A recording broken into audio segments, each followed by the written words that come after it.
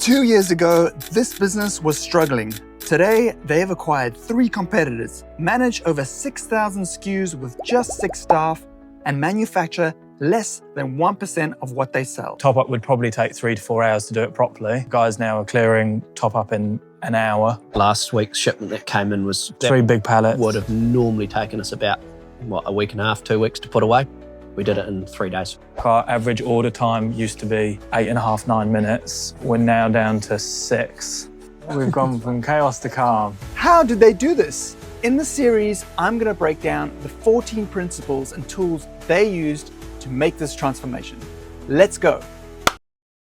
Our first principle is Kaikaku, not to be confused with Kaizen. Kaikaku is radical change. Kaizen is incremental, small changes. There's 7 bays of shoelaces here. We put this along here to improve it, which it did. But what we've looked at now is the behind effectively is empty. So we've got a lot of wasted space down through here. We've devised a new plan that if we grab these bays and switch them around and put them on the end of here, we can get this entire location here into the first 2 bays here for picking. And it was just one of those things that we never even saw until we looked at it properly. When we're picking, a lot of our orders will have shoelaces in it.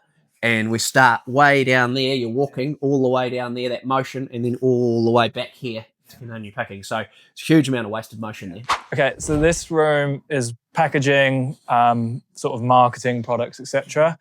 It used to be, so there was a little corner room here, and then there was another little corner room here, and it was just a bit of a higgledy-piggledy room. And lots of like the marketing stuff used to be upstairs. It all was in different areas around the building. So we just decided to knock the whole room out and we put all this shelving in and just try and bring everything all into one area. In here, this used to be just the bulk warehouse. So everything used to be more like the bigger pallet spaces you see here for holding bulk. And that racking there used to sit about here, running down to the back. So the space you had here was actually quite limited. And this is where we empty all of our overseas shipments. So sometimes we're getting like 15 pallets. So the space we were working in was this, trying to move a forklift round and put the bulk away. What we've done now is to maximize space, is pushed everything to the sides, pushed it to the back, and we've bought more picking stock around here. And the picking stock we put around here is more our medical stuff. So this is for pallet orders mainly. So we generally found we were only doing maybe 1 pallet a month orders. We're now doing about 20 to 25 pallets a month. That could have been easy probably 18 months to 2 years ago to go, we need a big warehouse. Yeah. We need a big warehouse. Let's go spend more money on a bigger warehouse. We've just kept...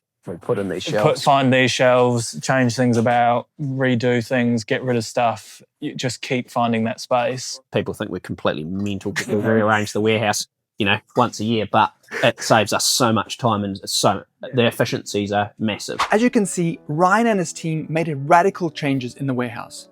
Moving racks around, pulling down walls, all in the effort to find improvement. But here is the lesson. Most people don't want to change. Change feels uncomfortable. It feels strange. But as a leader, you have to build that muscle of courage to be able to make the changes. You have to be comfortable with being uncomfortable. And you have to support your people so they can be comfortable with making changes, even when things go wrong, because that's where the learning is. Thanks for watching. Click here to watch the next video.